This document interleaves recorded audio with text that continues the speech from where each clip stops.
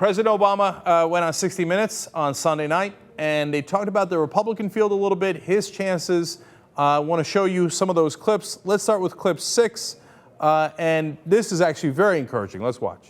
The problem is that our politics has gotten to the point where we can't have an honest conversation about the greatest income inequality since the 1920s, and we can't have an honest conversation about the irresponsibility that resulted in the worst financial crisis since the Great Depression without somebody saying that somehow we're being divisive. No, we're being honest about what happened, and we've got to be honest about how we move forward.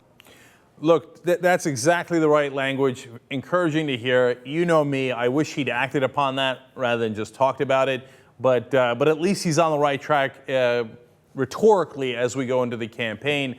Look, again, every day I'm scared to death now that Newt Gingrich is going to win. So, I mean, this is exactly what President Obama wanted, and this is what he's getting. So as I hear him at least saying the right things, and I see the alternative in Newt Gingrich, well, you know, as he knows, you wind up pulling for Obama, at least in terms of this election.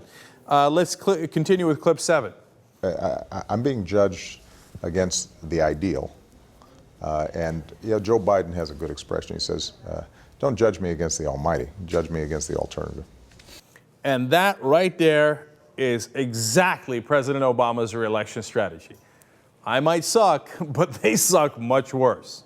And unfortunately, he's totally right about that, right? I do judge him against the ideal. He probably, and I don't mean ideal as in like, oh my God, everything that I wanted. But I mean the ideal that he laid out in the 2008 campaign, where he said he would change the way that Washington works. I don't think he made a real effort at that. And I think that the practical consequences of his administration have been wildly mediocre. But as I see the beast that lurks in the Republican primaries, well, obviously Obama's much better than that alternative, which sucks for us that those are our two choices.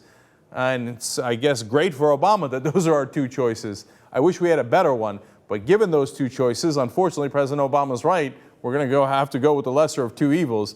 And especially if it's Newt Gingrich in a contest of lesser of two evils, well, you're never going to get more evil than Gingrich, unless he was running against Dick Cheney, which would be interesting.